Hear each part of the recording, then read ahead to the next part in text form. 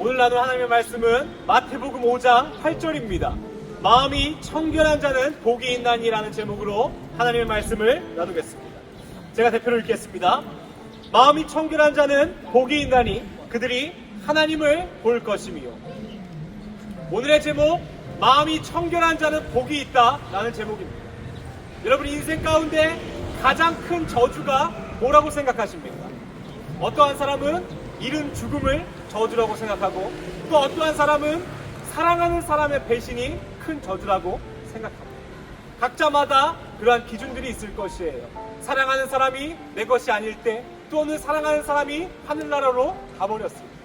그런데요, 예수님을 만났고 하나님의 은혜를 경험한 사람이라면 가장 큰 저주가요, 그러한 것들이 아니고 하나님과 예수님이 나와 함께하지 않는 것이 가장 큰 저주임을 아실 것입니다. 예수님께서 십자가에 매달리셨을 때 그 죄악을 담당하시면서 너무 고통스러워 자기를 이 잔에서 피해달라고 말씀하셨습니다. 하나님과 분리되는 것이 우리의 삶의 가장 큰 고통이라는 것입니다.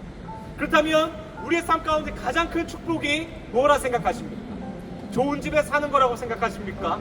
아니면 좋은 직장을 얻고 우리의 자녀가 좋은 직장에 취업하는 것이 축복이라고 생각하십니까? 우리의 진정한 축복은 날마다 하나님과 동행하는 것입니다. 그것이 진짜 우리의 축복임을 믿으시기를 바랍니다. 그러한 우리에게 오늘 예수님 뭐라고 하시냐면, 마음이 청결한 자는 복이 있다 그래요. 이 마음의 청결을 영어로 하면 이 퓨어라고 합니다.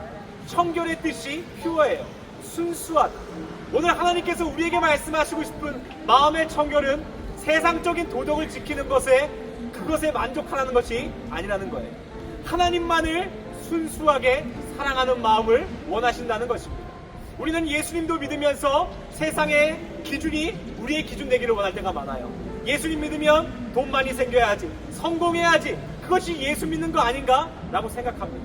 그러나 오늘 하나님이 우리에게 원하시는 건요, 그러한 욕심이 있는 마음이 아닌 순수한 사랑의 마음으로 나를 사랑하라고 말씀하십니다. 그럼 뭐라고 하십니까? 그러한 자는 하나님을 볼 것이라고 얘기합니다. 이 뜻이 무엇이냐면요, 오늘 순수한 마음으로 주님을 사랑하는 자는 하나님의 일하심을 보게 될 것입니다. 하나님이 나의 삶을 통치하는 것을 보게 될 것입니다. 하나님이 나와 동행하는 것을 보게 될 거라는 말입니다. 이 말을 가장 쉽게 이해할 수 있는 인물이 다윗입니다.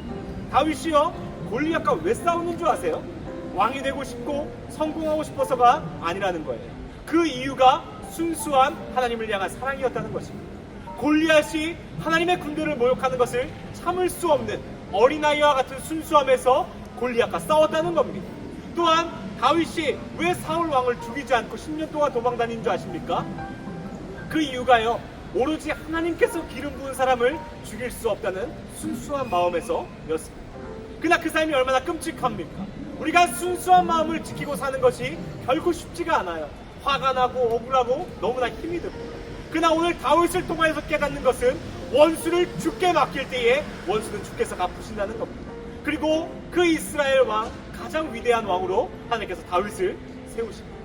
이 오늘 마음이 청결한 자라는 이 말씀을 묵상하다가요, 한 주 동안 저희가 정말 힘든 일이 있었습니다. 이 장례가 났다고 전화를 받은 거예요.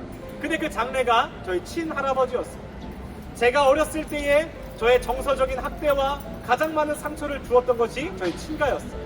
한 1년 정도 부모님 없이 형과 같이 산 적이 있었는데 정말 많은 상처를 받았던 어린 시절을 보냈습니다. 그리고 20년이 넘게 연락하지 않았어요. 제가 힘든 일이 있을 때, 제가 결혼했을 때 단 한 번도 연락하지 않았던 이 큰아버지와 큰엄마와 할아버지 할머니였어요. 그런데 죽었다고 연락이 온 거예요. 정말 마음이 힘들었습니다. 근데 이번 주 말씀을 준비하다가 내가 마음이 청결하고 주님을 사랑한다면 가보자라고 그 장례식장을 가게 되었어요. 근데 저희 큰아버지가 의사거든요. 그분 세상적으로 얼마나 존경받는 직업입니다. 근데 그 장례식장에 아무도 오지 않는 거예요. 얼마나 세상적인 말로 인생을 정말 쓰레기같이 살았으면 그 장례식장에 아무도 오지 않는 것입니다. 그리고 저에게 부탁하는 거예요. 교회에서도 와줄 사람이 없고 입관 예배를 드릴 사람이 없으니 제가 입관 예배를 해줄 수 있겠냐고. 그래서 그 다음날 그러면 제가 입관 예배를 하기로 했습니다. 첫날에 제가 저희 아이들과 갔고요. 두 번째 날도 가서 아이들과 입관 예배를 제가 진행해서 인도했습니다. 입관 예배를 다 끝냈더니 그 다음날 발인할 때에 관을 들어줄 사람이 없다는 것입니다. 새벽 4시에 와서 관을 들어줄 수 있겠니? 그래서 이게 다 주의 뜻임을 알고 순종하기로 해서 3일 내내 장례에 갔습니다. 그 장례가 끝났을 때요, 수고했다는 말 한마디, 밥 한 끼 먹자는 말 한마디, 그리고 3일 내내 간 우리 아이들에게 100원짜리 용돈 하나 주신 분들이 아닙니다. 그분들은요 20년 전이나 지금이나 변한 게 없어요. 근데 놀라운 것은 하나님께서 저를 변하게 하셨다는 것. 저는 선하지 않지만 선하신 하나님이 저를 선한 길로 인도하셨다는 거예요. 악을 악으로 갚지 않고 그 악을 선으로 갚을 때에 하나님이 제 마음 가운데 평강을 주셨습니다. 또한 하나님께서 오늘의 말씀과 같이 하나님의 일하심을 제 삶 가운데 날마다 보여주십니다. 하나님께서 제 삶을 인도하심을 날마다 보여주십니다. 세상 모든 사람은요 마음을 지키는 것, 예수 믿는 것, 손해보는 거라고 얘기합니다. 오늘 예수님이 말하는 팔복은 세상 기준으로 손해보는 겁니다. 그러나 귀 있는 자들은 들으십시오.